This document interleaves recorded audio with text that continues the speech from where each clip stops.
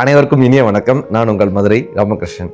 இந்த போராட்டமான ஒரு வாழ்க்கையிலிருந்து அறிவுபூர்வமாக நாம் விடுதலை அடைந்து விட மாட்டோமா? இந்த போராட்டமான இந்த வாழ்க்கையில் இந்த சவால்களை நாம் சந்தித்து விட மாட்டோமா? இந்த வாழ்க்கை வாழவே முடியவில்லையே என்கிற இந்த நிலையிலிருந்து நாம் வென்று வந்து விட மாட்டோமா என்கிற மிகப்பெரிய முயற்சி தான் இந்த நிகழ்ச்சியினுடைய ஒரு மாபெரும் நோக்கம்னே சொல்லாங்க. என்கிட்ட இந்த கவுன்சிலிங்காக நிறைய இன்னைக்கு யார் வர ஆரம்பிச்சிட்டாங்கன்னா, 35 வயதிற்கு மேற்பட்ட பெண்கள் இருக்காங்கல்ல, திருமணமாகி ஒரு 10-15 ஆண்டுகள் கடந்தவர்கள் இருக்காங்கல்ல, இன்றைக்கு இருக்கக்கூடிய அந்த 90களில் 80களின் நடுவில் பிறந்து 90களில் பிறந்து திருமணமாகி போராடி கொண்டிருக்கக்கூடிய பெண்களினுடைய மனநிலை இருக்குல்ல, அவர்களால் இன்றைய தலைமுறை பெண்களைப் போல ஒரு புரட்சிகரமான ஒரு முடிவையும் எடுக்க முடியாமல், அவர்களுடைய தாயார் தலைமுறை போல, அந்த 70களில் பிறந்த அவர்களுடைய தாயார் தலைமுறைகளைப் போல ஒரு வீட்டிற்கு கட்டுப்பட்டும் வாழ முடியாமல் இரண்டிற்கும் இடையில் இருக்கக்கூடிய பெண்களினுடைய மனநிலை இருக்குல்ல, பப்பா பப்பா பப்பா, அத்தகைய பெரிய போராட்டமாக இன்றைக்கு நடுத்தர வயது பெண்களினுடைய மனநிலை அத்தகைய மனநிலையோடு இருக்கு.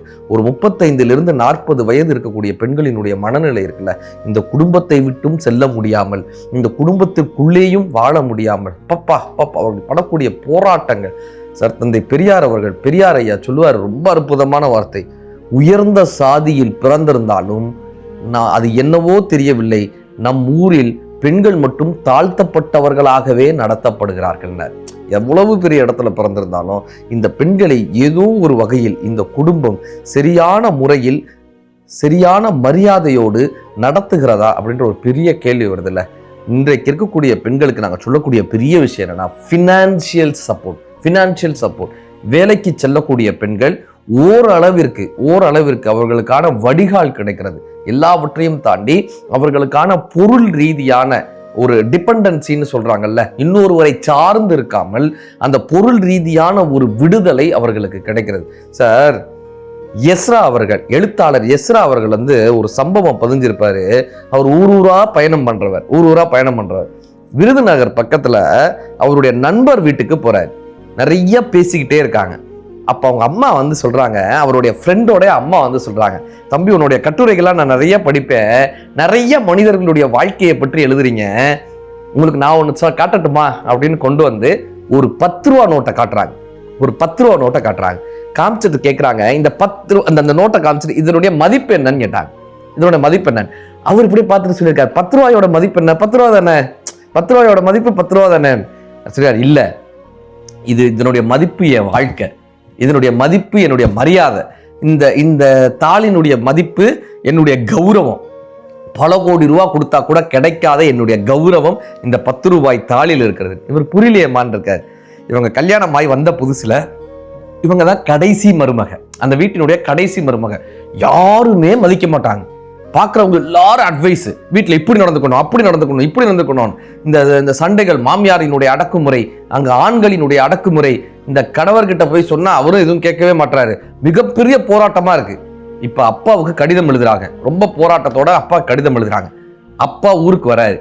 வந்தவர் அப்படியெல்லாம் கொஞ்ச நேரம்லாம் பேசிட்டு இவங்களை கூப்பிட்டு சொல்லியிருக்காரு, ஒரு 10 ரூபாயை கையில கொடுத்து முடிஞ்ச அளவுக்கு இந்த வீட்டுல போராடிப்பாரு. இல்லைன்னா கவலையே படாத, பஸ்ஸை பிடிச்சு நம்ம வீட்டுக்கு வந்துரு, நான் பார்த்துக்கிறேம்மான்னு 10 ரூபாய் கொடுத்துட்டு போயிருக்காரு. சார், அந்த அம்மா சொல்றாங்க, அந்த 10 ரூபாய் என் கைக்கு வந்ததுக்கு அப்புறம் எப்பனாலும் நான் எங்க வீட்டுக்கு போகலாம், எப்பனாலும் எங்க அப்பா இருக்காரு, எப்பனாலும் நான் அங்க போலான்ற ஒரு தைரியம் வந்துச்சு. ஒரு 10 ரூபாய் என்கிட்ட இருந்ததுக்கு அப்புறம் என்கிட்ட இருந்த வேகமே வேற.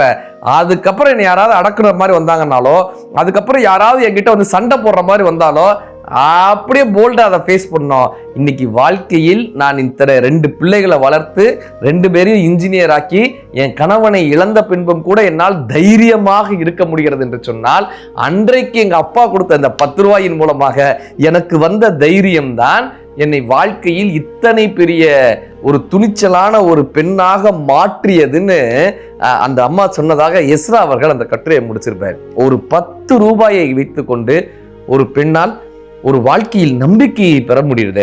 இந்த பினான்சியல் சப்போர்ட்ன்றது இன்றைக்குமே பெண்களுக்கு தனித்துவமாக தேவையான ஒரு விஷயமா இருக்கு. நீங்க கிராமப்புறங்கள்லாம் பாருங்களேன், பாட்டிகள் பாம்படம்னு ஒன்று போட்டிருப்பாங்க, இவ்வளோ பெரிய தண்டட்டி போட்டிருப்பாங்க. அப்படியே காதே புத்தர் காது மாதிரி இருக்கும் அவங்களுக்கு. அந்த தண்டட்டி அப்படியே காதை பிடிச்சிக்கிட்டு தொங்கும். ஒவ்வொரு தண்டட்டியும் குறைஞ்சது 1 லட்சம் ரூபா இருக்கும். இன்னைக்கு இருக்கிற மதிப்புக்கு ஒரு 1 லட்சம் ரூபா இருக்கும். 2 லட்சம் ரூபாய காதுல போட்டுக்கிட்டு பாட்டிங்க எங்கிட்ட அங்கிட்ட சுத்திட்டு இருப்பாங்க கிராமத்துல. என்ன தெரியுமா அர்த்தம்? எனக்கு யார் கடைசி வர சோறு போடுறீங்களோ, என் கடைசி மரியாதைய இறுதி ஊர்வலத்தை யார் நல்லபடியா நடத்துறீங்களோ அவங்க இந்த பாம்படத்தை இந்த தண்டட்டியை எடுத்துக்கலான்னு சொல்ற மாதிரி இந்த பாட்டிமார்கள் அவங்களுக்கு தான் சார் கொடுப்பாங்க. யாரு கடைசியா அந்த பாட்டிகளுக்கு கொல்லி வைக்கிறாங்களோ, யார் கடைசியா அந்த பாட்டிமார்களுக்கான இறுதி சடங்கை செய்யறாங்களோ, கடைசி வரை அந்த பாட்டி யார் வீட்டுல எந்த பிள்ளை வீட்டுல இருக்காங்களோ அவங்களுக்கு தான் அந்த பாட்டியினுடைய நகைகள் எல்லாம் கொடுப்பாங்க. எதுக்கு கல்யாணத்துக்கு நகையெல்லாம் கொடுக்குறாங்க? பெண்களுக்கான எதுக்கு நகை? வெறும் அலங்காரத்துக்கா? Financial support. ஒரு பெண்ணிற்கு மிகப்பெரிய நம்பிக்கை என்ன அப்படின்னா அது அந்த ஃபினான்சியல் சப்போர்ட் தாங்க. பெண்களுக்கு மன ரீதியாக விழுந்து விடாமல் இருப்பதற்கு அவர்களுக்கு தேவை நாம் நம் காலில் பயணிக்கிறோம் என்கிற ஒரு நம்பிக்கை, ஒரு ஃபினான்சியல் சப்போர்ட். ஆண்கள் கொடுக்க வேண்டிய பெரிய நம்பிக்கை என்ன தெரியுமா?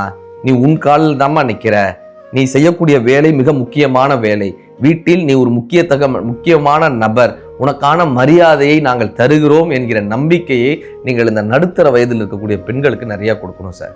அவங்களுக்கு அந்த நம்பிக்கை தான் வாழ்க்கையவே நகட்டிட்டு போகும். ஒரு அம்மாக்கு 6 பெண் குழந்தைங்க. இவங்களுக்கு கணவனும் இறந்து போயிட்டாரு. ஒரு மெக்கானிக்கா இருந்தவர் கணவன் இறந்து போயிடுறாரு. இப்ப இந்த 6 பெண் குழந்தைகளும் அவங்க வளர்க்கணும்ல, பெரும் போராட்டம். இந்த வேலை செய்யறாங்க, அந்த வேலை செய்யறாங்க, என்னெல்லாமோ வேலைகள் செய்து அந்த பிள்ளைகளை வளர்க்குறாங்க. என்ன தெரியுமா பண்ணுவாங்களா? ஒவ்வொரு திங்கக்கிழமையும் பேங்க்குக்கு போய் காசு எடுத்துட்டு வருவோம் அப்படின்னு எல்லாரையும் கூட்டிட்டு போறது. பேங்க்குக்கு போனோடனே அவங்களை அந்த வாசல்ல இருக்கிற சேர்ல உட்கார வச்சுட்டு அம்மா போய் காசு எடுத்துட்டு வரேன் அப்படின்னு உள்ளர போவாங்க. ஒரு 1/4 மணி நேரம் கழிச்சு காசு எடுத்துட்டு வாங்க அப்படின்னு கூப்பிட்டு வந்துருவாங்க. இப்படி ஒவ்வொரு திங்கக்கிழமை ஆனாலே பேங்க்கு கூட்டு போறது, அவங்கள உட்கார வைக்கிறது, உள்ளார போய் காசு எடுத்துட்டு வர்றது, பேங்க் கூட்டு போறது. சரி, இப்படியே நடந்திருக்கு. இப்ப அந்த மூத்த பொண்ணு அப்படி நல்லா படிக்கிறாங்க. 11வது முடிச்சு 12வதுல இந்த ஸ்கூல் ஃபர்ஸ்ட் வாங்குறாங்க. டாப் மார்க் ஸ்கூல் ஃபர்ஸ்ட் வாங்குறாங்க. இப்ப அவங்களுக்கு ஒரு செக் கொடுக்குறாங்க சார். ஸ்கூல்ல இருந்து ஒரு செக் கொடுக்குறாங்க. இப்ப இந்த பொண்ணு வந்து சொல்றா, அம்மா எனக்கு பேங்க்ல அக்கௌண்ட் இல்ல, உனக்கு தான் பேங்க்ல அக்கௌண்ட் இருக்குல்லம்மா, இதை போட்டு நம்ம காசு எடுத்துப்போம்மான்னு. அம்மா தலை குனிஞ்சிட்டு இருக்காங்க.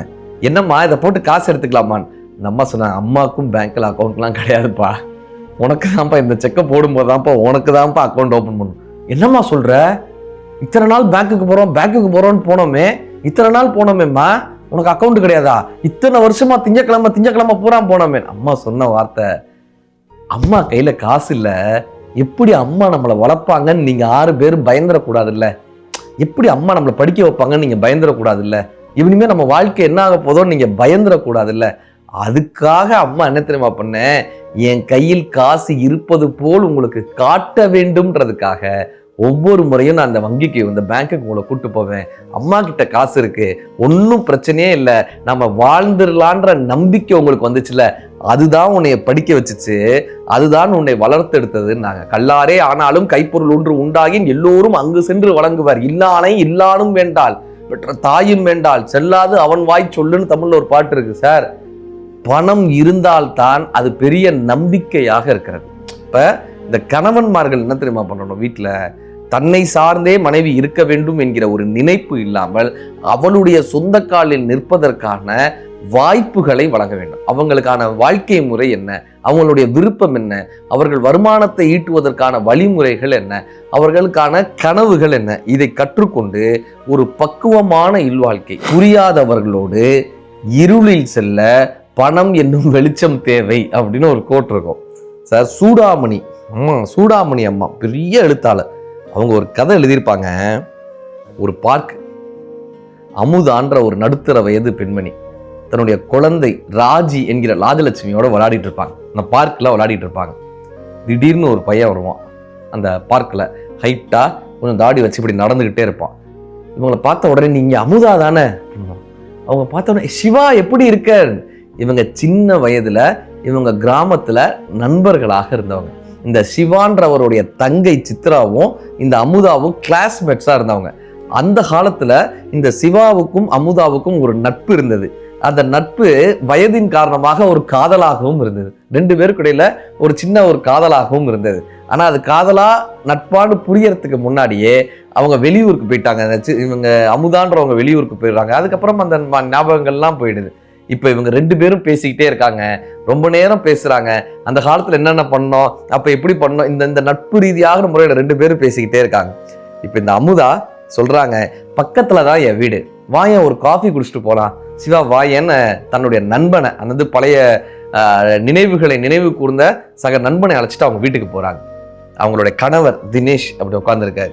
இப்ப எல்லாரும் முன்னாடியும் அறிமுகப்படுத்துறாங்க, இது ராஜி, என்னுடைய பொண்ணு ராஜலட்சுமி, இவர் கணவர் தினேஷ். எல்லாருக்கும் அறிமுகப்படுத்திட்டு இவர் சிவா, என்னோட ஊர்ல இருந்தவங்க, என் ஃப்ரெண்டு அறிமுகப்படுத்துறாங்க, என் ஃப்ரெண்டு அப்படின்னு அறிமுகப்படுத்துறாங்க.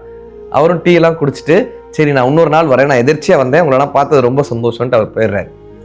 போனதுக்கப்புறம் இந்த தினேஷ் அப்படியே டிவி பார்த்துக்கிட்டே கேட்கிறாரு, இவருக்கு கணவன் டிவி பார்த்துட்டே கேட்கிறாரு, ஃப்ரெண்டுனா எப்படிப்பட்ட ஃப்ரெண்டு, இத்தனை நாள் உன் ஃப்ரெண்டுன்னு யாருமே இங்க வந்தது இல்லையே, ஃப்ரெண்டுனா எப்படிப்பட்ட ஃப்ரெண்டு, காதலோ, அந்த காலத்துல பண்ண காதலோ? அமுதா எப்படி யோசனை சொன்னாங்க, அப்படிதான் வச்சுக்கோங்களேன், அந்த காலத்துல இருந்த காதல் தான் வச்சுக்கோங்களேன். சின்ன வயதுல மூக்கு கொட்டிக்கிட்டு கண்மையெல்லாம் இழுவிட்டு ஒரு போட்டோ நம்ம வச்சிருப்போம். மூக்கு கொட்டிக்கிட்டு யாராவது இப்ப போட்டோ எடுப்பாங்களா? ஏதோ சின்ன வயசுல ஒரு போட்டோ எடுத்திருப்போம்ல, மூக்கெல்லாம் கொட்டிக்கிட்டு ஒரு போட்டோ எடுத்திருப்போம்ல, அதுவும் நாம தானே, நம்ம இல்லைன்னு சொல்ல முடியாதுல்ல. அறியாத வயசுல தெரியாம நிறைய பண்ணிருப்போம்ல, அப்படிதான் இதுவும். அந்த வயது ஒருவருக்கு பிடிச்சிருந்தது, ஒரு ஈர்ப்பு இருந்தது, அதுக்கப்புறம் அவன் எங்கேயோ போயிட்டான், நான் எங்கேயோ போயிட்டேன், அப்படிதான் வச்சுக்கோங்களேன். ஒரு மூக்குழுகின போட்டோ மாதிரி இது ஒரு கதை.